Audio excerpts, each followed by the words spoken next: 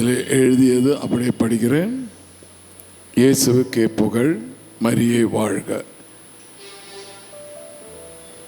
என் இயேசுவுக்கு நன்றி சொல்லி என் சாட்சியை தொடங்குகிறேன். என் கணவர் பெயர் வினோத், என் பெயர் டென்சி மற்றும் பிள்ளைகள் ஆனி மற்றும் எல்சி. முதலில் இறைவன் கொடுத்த துணவிற்காக நன்றி, பெற்றெடுத்த பிள்ளைகளுக்காகவும் நன்றி. என்னுடைய சாட்சியம் என்னவெனில், நாங்கள் கடந்த 3 அல்லது 4 வருடங்களாக மழையின் காரணமாக மிகவும் அவதிப்பட்டோம். ஏனெனில் மழை வந்தால் வீட்டின் உள்பகுதியில் மழை தண்ணீர் வரும், முட்டி அளவுக்கு தண்ணீர் வரும். துணிகள், பாத்திரங்கள், பொருள்கள் எல்லாம் வீணாகும். மேலும் என்னுடைய அம்மா வீடு அருகில் உள்ளதால் மழை நேரத்தில் நாங்கள் அங்கு சென்று தங்க வேண்டியதாகவே இருக்கும். இருந்தாலும் அவதூறு இருப்பதும் கூட எங்களுக்கு மிகவும் வேதனையாக, அவ்வாறு இருப்பதும் கூட எங்களுக்கு மிகவும் வேதனையாகவே இருக்கும். மேலும் எங்களுடைய வீடு ஓடு வீடு. அதனால் சாதாரணமாக மழை பெய்தால் வீடு ஒழுகும். நாங்கள் அவ்வாறு கஷ்டப்பட்டாலும் என் தேவனே ஒரு நாளும் நாங்கள் பழித்தது இல்லை. ஒரு நாள் என் தேவன் எனக்கு நன்மையானதை செய்வார் என்று நாங்கள் குடும்பமாகவே விசுவசித்தோம். எனவே அதில் உறுதியாகவும் இருந்தோம். அவ்வாறு கடந்த 2024 வருடம் டிசம்பர் மாதத்திலேயே பயங்கரமான மழை பெய்து என் வீட்டில் மீண்டும் வெள்ளம் வந்து, இனிமேல் நாங்கள் இங்கே இருப்பது நல்லதல்ல என நினைத்து வீடு காலி செய்து வாடகைக்கு போகலாம் என்று நினைத்து அங்கிருந்து இறங்கினோம்.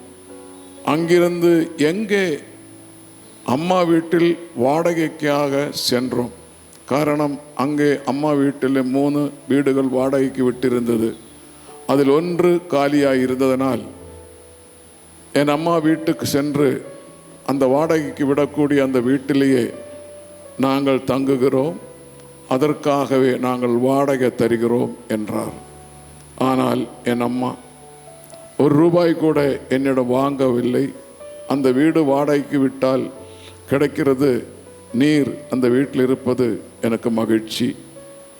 எங்களுடைய பழைய வீட்டை பார்க்கும் போதெல்லாம் எப்படியாவது வீடு கட்ட வேண்டும் என்று நினைப்போம்.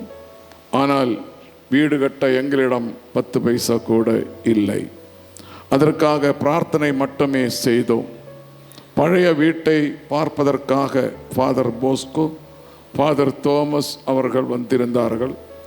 அவர்கள் வீட்டை பார்த்துவிட்டு இப்படியே இருந்தால் சரி ஆகாது என்று கூறி அந்த பழைய வீட்டில் நின்றபடி எங்களுக்காகவும் புதிய வீடு விரைவில் கட்ட வேண்டியும் பிரார்த்தனை செய்தார்கள்.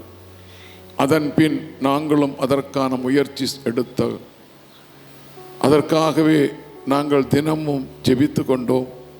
அதன் விளைவாகவே பிப்ரவரி மாதம் 2025 எங்களுடைய புதிய வீடு கட்டும் பணி தொடங்கினோம். வீடு கட்ட தொடங்கிய போது 10 பைசா கூட இல்லாமல் வீட்டு பணி எப்படி தொடங்கினோம் என்று தெரியவில்லை. பணி நடந்தது, அது நடந்து கொண்டே இருந்தது, அது நடந்தது. இடையிலேயே கொஞ்சம் மாதங்கள் பணி ஒன்றும் செய்யாமல் பிரேக்காகவும் இருந்தது. இருந்தாலும் என் தேவன் அதற்கான தடைகள் அனைத்தையும் நீக்கினார். ஏனெனில் என் கணவர் ரியல் எஸ்டேட்டில் தான் செய்கிறார். ஒரு மாதம் சேல்ஸ் இருக்கும், ஒரு மாதம் ஒன்றும் இருக்காது. இருந்தாலும் என் தேவன் எங்களுக்கு பல அற்புதங்களை செய்து வீடு பணி நடக்கும் நேரத்தில் பல சேல்ஸுகளை தந்து வீட்டு பணி சிறப்பாகவே முடித்து தந்தார். நாங்கள் வீட்டு பணி தொடங்கிய நேரம் அது முதல் இன்று வரை ஒரு நாளும் என் தேவனுக்கு நன்றி சொல்லாத நாள் இல்லை. எங்கள் நடத்திய இறை இரக்க ஜெபமாலையும் மற்றும் மாதா ஜெபமாலையும் தான் நாம் இறைவனுடைய சந்நிதியிலே செலவிடும் ஒவ்வொரு நிமிடமும் ஒவ்வொரு நாளும் வீண் போகாது. இதற்கு பெரிய உதாரணம் எங்களுடைய வீடு. நாம் எந்நாளும் விசுவாசத்தை மட்டும் இழக்காமல், நம் வாழ்க்கையிலே பல இடர்கள் வரலாம், ஏனெனில் நாம் சோர்ந்து போகாமல் இறைவனை கெட்டியாக பிடித்து கொண்டாலே போதும், அவர் ஒருபோதும் நம்மை கைவிட மாட்டார் என்ற நம்பிக்கையில் நாங்கள் தொடர்ந்து போராடி கொண்டிருந்தோம். நாங்கள் ₹1 கூட வீட்டு பணிக்காக கடன் வாங்கியது இல்லை, ஒருவரிடமும் கையேந்தியதும் இல்லை. நான் என் வீட்டு பணிக்காக கையேந்தியது என் ஜீவனுள்ள தேவனிடம் மாத்திரம்தான். அவர் என்னை கைவிடவில்லை. கடந்த ஏப்ரல் மாதம் 14ஆம் தேதி எங்களுடைய புதிய வீட்டில் ஹவுஸ் பிளஸ்ஸிங்குடன் 4 தந்தையர்கள் குருக்களின் ஆசீர்வாதத்துடன் புதிய வீட்டின் நாங்கள் குடும்பமாகவே குடியேற என் தேவன் எங்களுக்கு உதவினார். என் தேவனுக்கு கோடான கோடி நன்றிகளை நான் மற்றும் என் குடும்பமும் சார்பாக சொல்லுகிறேன். தேவனுக்கே மகிமை, தேவனுக்கே புகழ், தேவனுக்கே நன்றி. மரியே வாழ்க. இந்த சாட்சியத்தை எழுதி கொடுத்தவரிடத்திலேயே நான் சொன்னேன், நீங்களா வந்து சாட்சி சொன்னால் நல்லா இருக்கும் என்று.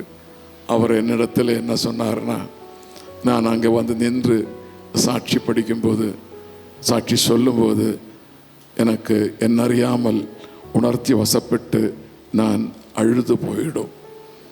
என் வார்த்தை வாயிலிருந்து வராது. சில சமயம் எனக்கு ஷிவரிங் வந்துவிடும்.